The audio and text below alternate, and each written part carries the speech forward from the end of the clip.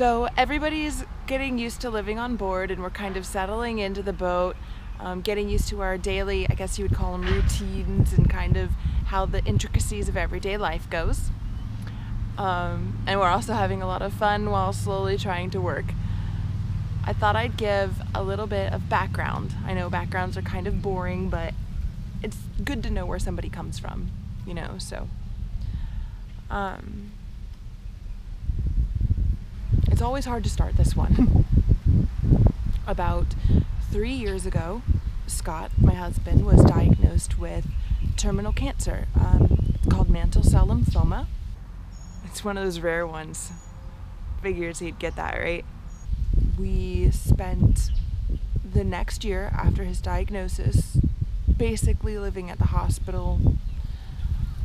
We were there so much I ended up having to homeschool my kid.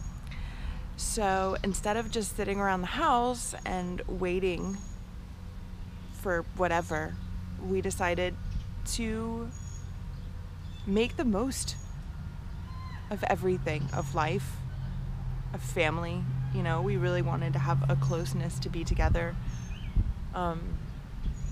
So we decided to sell the house. We were sailors anyway. We had owned a sailboat for quite a while. We took all the money from the house, everything we had, and bought the sailboat. Might be crazy, but it's what we're doing. It doesn't matter if we never go anywhere or if we travel the world. We just want to enjoy every single day.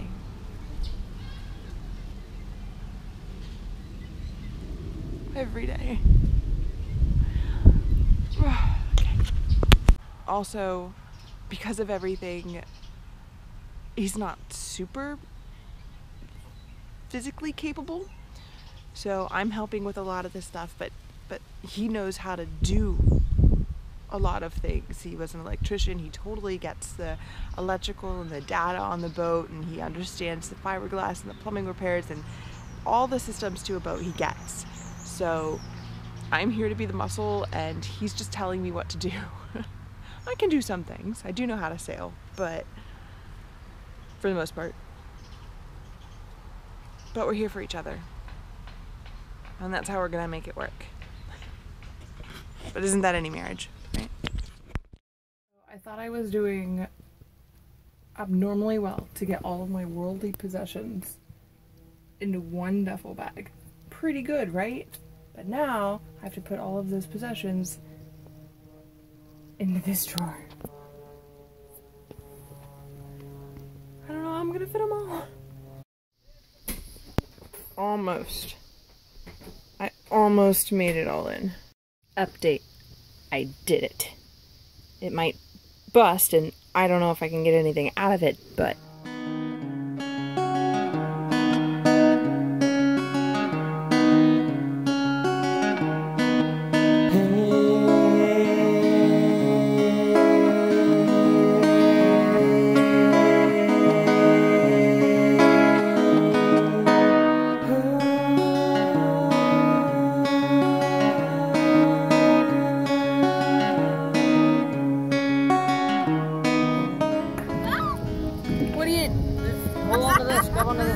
Scott?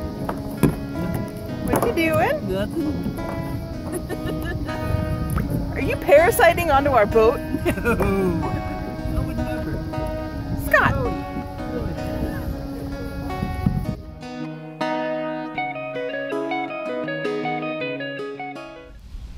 So some of the projects we've been working on are our dinghy.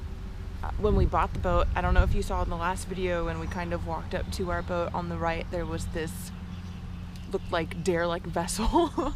That's the dinghy that came with the boat. It was a rubber inflatable dinghy that basically was just cloth. It was sat in the sun for years and neglected, and we almost didn't even take it with the boat, but we thought, why not? We can fix that too, I guess. It was a $7,000 dinghy that he threw in because it was pathetic. So we're working on reviving that. That's pretty important. There's a couple other systems we're working on too, but that one mainly right now. The first thing we did was scrub the dinghy down completely to see just how much damage there was. And then we filled the inside with this, it's a liquid, and what it does is when oxygen hits it, it bubbles up and closes the pinholes. The only problem was with us, it wasn't just a lot of little pinholes, it was the entire top of the dinghy. It was nothing but cloth showing on top. As you can see, it just absolutely milk white covered the top of it. And then those would be the little bubbles that came out. It was so bad that it actually took 2 bottles. But after that, we're going to paint a nice rubberized paint on top, and then a top coat and a nice bottom coat, and she'll be ready to go. We're here for Easter. Playing with the pelicans. What better to do?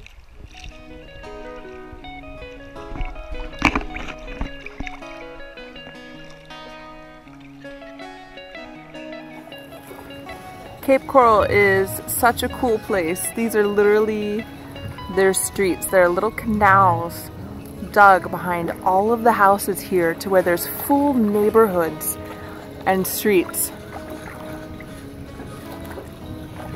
Just for boating.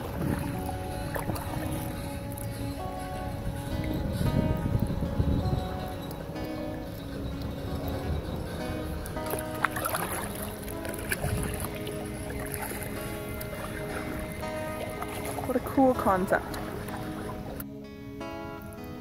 They even have little street names so you don't get lost. How adorable is that?